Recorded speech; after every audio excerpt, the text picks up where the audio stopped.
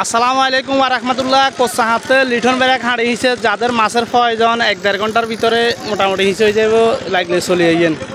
এই যে তাজা মাছ। ও লিটন ভাই, কই মাছ আছে না?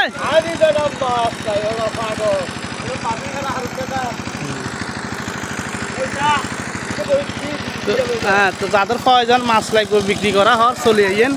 আর এই যে হইল হইল দেখছেন, হইল তেল আছে, তাজা হইল তেল আছে, লাগলে চলে আইয়েন, তাজা মাছ লাগবে। আর কতক্ষণ লাগবে হিসতে কোনে গো? এ ভাইসা আর কতক্ষণ লাগবো? 2 ঘন্টা লাগবে। হ্যাঁ, লিটন ভাই আরে না, কেন জলদি আরে না?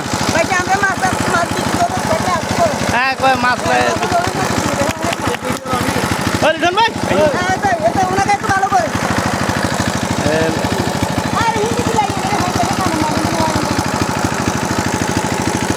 ওই লিটন ভাই কি কি মাছ আছে? আরে মাছটা অনেক মাছ আছে, ভর্তি করে মারি, রুই, কাতলা, মির্জা।